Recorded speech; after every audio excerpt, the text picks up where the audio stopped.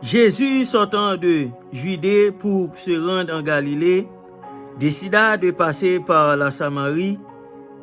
Arrivé à la ville de Sychar, mes frères et sœurs, il s'appuya au bord du puits de Jacob pour se reposer parce qu'il était fatigué et avait soif.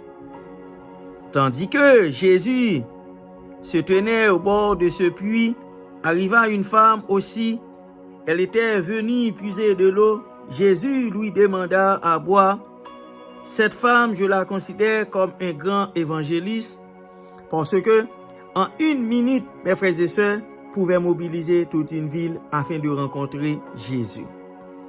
En Jean 4, 39, 42, il semble qu'il y ait une contradiction apparente.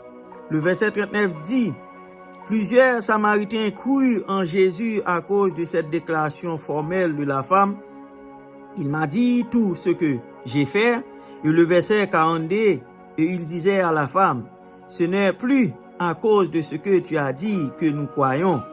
Quand Jésus avait demandé à boire à la femme, mes frères et sœurs, celle-ci était étonnée, sachant que les Juifs n'ont aucun rapport avec les Samaritains. Alors, elle a demandé à Jésus: comment se fait-il que toi, qui es juif, me demandes-tu à moi, une Samaritaine, à boire? Et Jésus de lui répondre: si tu connaissais le don de Dieu, si tu connaissais qui te demande à boire, tu lui aurais toi-même demandé à boire. Car celui qui boit de cette eau aura encore soif. Mais celui qui boira de l'eau que je lui donnerai à boire n'aura jamais soif. Au contraire, une source d'eau jaillira dans son sein jusqu'à la vie éternelle. Plusieurs fois, nous faisons la même chose que cette femme, mes frères et sœurs, et les habitants de Sychar.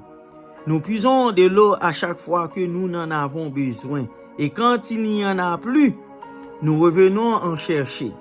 Cette image nous fait penser aux gens qui viennent ici chaque dimanche pour puiser et boire.